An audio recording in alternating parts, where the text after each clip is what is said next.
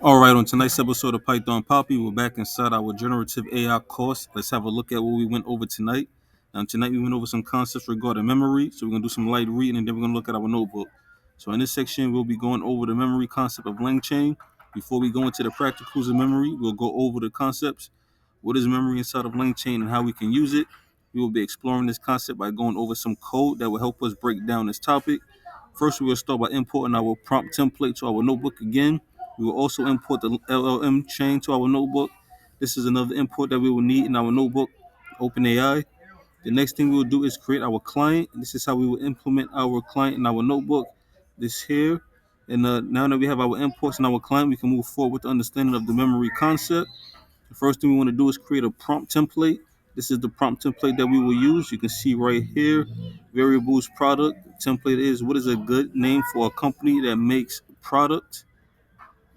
So now we have our prompt template. We are going to call our model, but not directly. We will use the LLM chain. This is where we will connect two components. The first component will be our client object that we created. Our second component will be the prompt template. Now let's implement our LLM chain. What we would do by first creating an object of the LLM chain, which we will keep inside of a chain variable. This is it here. Chain equals LLM chain method, no parameters. Next, now we will pass in our parameters, which will be the LLM client and a prompt template.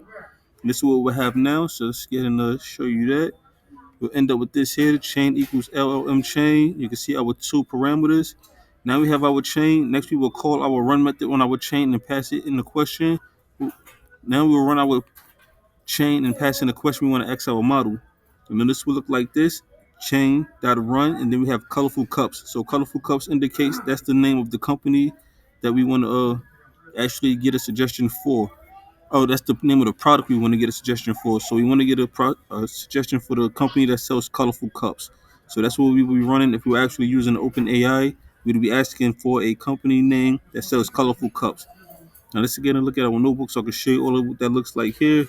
These are our imports. This is our prompt template. You can see our chain object that we created. Here's the variable we stored it in. This is another product that we created just to have two of them if you wanted to ask a different question. And then we actually try to use the type chain memory. This will bring back anything in the conversation that we previously went over. As you can see, it's none type because we actually haven't implemented the actual things that we need to actually go over the memory. We actually started doing that here in the second part. As you can see, we have conversation, buffer memory. We can attach memory to remember all previous conversations. And to do that, we start by using this import here from a langchain.memory. We're going to import conversation buffer memory.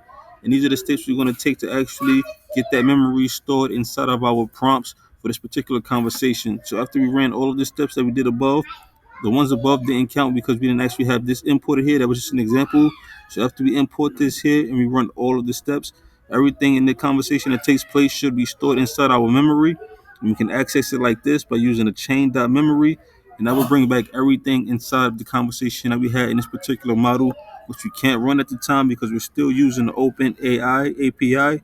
But as soon as we get those open source models, we'll come back to revisit this and make sure everything is working properly. That's basically everything we went over tonight. We went over different memory concepts and how to use the conversation buffer memory. And of course, I will keep you posted every step of the way. But for now, it's the Python Poppy. You guys stay Gucci.